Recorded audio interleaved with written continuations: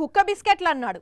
ఇప్పుడు అవే బిస్కెట్లకు ఆశపడి తోక ఆడించుకుంటూ చంద్రబాబు పంచన చేరాడు అని పవన్ కళ్యాణ్కు చురకలంటించారు మంత్రి రోజా మేడం. పవర్ స్టార్ అని చెప్పుకునే పవన్ పావలా సీట్లు తీసుకొని జన సైనికులను నిండా ముంచేశాడని అన్నారు. పవర్ షేరింగ్ అన్నాడు, సీట్ షేరింగ్ అన్నాడు. పావలా శాతం కూడా తెచ్చుకోలేదు అని అలా వెక్కిరిస్తారేంటండి? రాష్ట్రం కోసం, దేశం కోసం సీట్లు త్యాగం చేశాడేమో. జనసేన అంటే కుక్క బిస్కెట్లు వేస్తే తోకూపుకుంటూ మన వెనక తిరుగుతారు, వీళ్ళకి 10-15 సీట్లు ఎక్కువ అని తెలుగుదేశం వాళ్ళు మన అవమానిస్తున్నారు. మన పార్టీ ప్రజల కోసం పుట్టిన పార్టీ.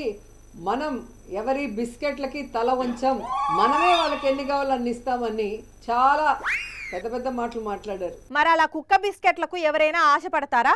అసలే ఆయన పవన్ కళ్యాణ్. మరి ఈరోజు 24 సీట్లకి కుక్క బిస్కెట్లు వేస్తే తోకూపినట్టు ఎందుకు తోకూపుకుంటూ చంద్రబాబు నాయుడుతో ప్రెస్ మీట్ పెట్టారో పవన్ కళ్యాణ్ చెప్పాల్సిన అవసరం ఉంది.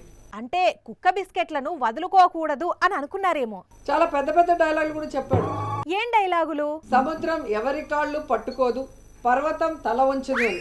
ఓ, అలాంటి డైలాగులు ఆయన వద్ద చాలా ఉన్నాయి, దాచుంచాడు. మరి ఏ ప్యాకేజీ కోసం 24 సీట్లకే చంద్రబాబు నాయుడు కాళ్ళు పట్టుకున్నావు? ఇంతకు పవన్ ఎక్కడి నుంచి పోటీ చేస్తున్నాడో చెప్పాడా? చంద్రబాబు నాయుడు స్థానం కుప్పమని ఆయన అనౌన్స్ చేసుకున్నాడు. బాలకృష్ణ స్థానం హిందూపురం అని అనౌన్స్ చేశారు.